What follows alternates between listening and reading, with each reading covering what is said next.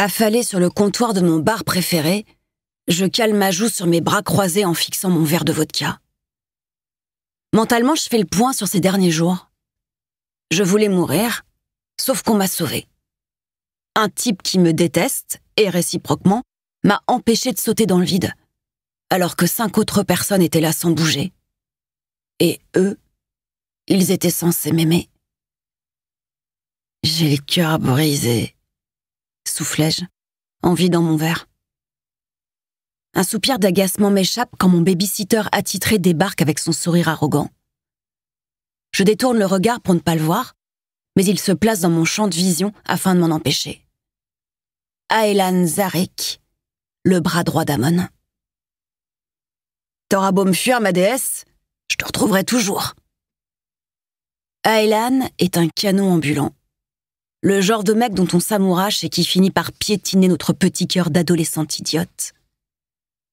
Casse-toi, crachai-je mollement. Évidemment, il ne m'écoute pas et s'assoit à mes côtés.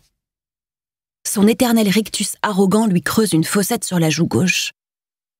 Et alors que ses yeux bruns incendiaires plongent dans les miens, je me souviens de mon premier émoi de jeune fille. Tu bois toute seule ?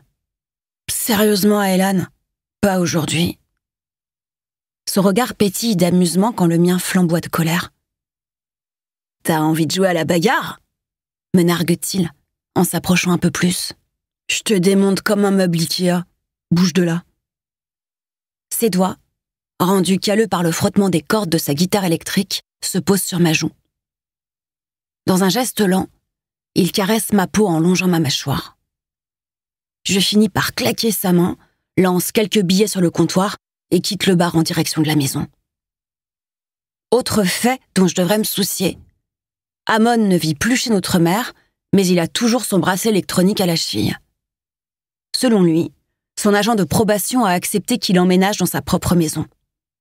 Selon moi, il me cache des choses. Heureusement pour ses secrets, je n'ai plus le cœur à enquêter ou à fouiner dans sa vie pour trouver ce que je cherche. Un joli mensonge vaut peut-être mieux qu'une affreuse vérité. Une fois arrivé devant chez Amon, mon pot de colle sifflote pendant que je monte les marches. J'ouvre la porte, qui n'est jamais fermée à clé, file dans le salon, puis m'installe dans un des canapés au milieu de quelques gamins qui regardent la télé. « Tu veux un cookie ?» me demande Jenny, que j'ai renommée Goldie. Cette petite blonde aux yeux verts n'a que 8 ans et veut devenir milliardaire avant ses 21 ans. Son géniteur est en prison pour avoir tué sa mère sous la violence de ses coups. Et depuis, elle vit chez sa tante qui ne s'en occupe que très peu. J'attrape le cookie qu'elle me tend et lui accorde un sourire tendre.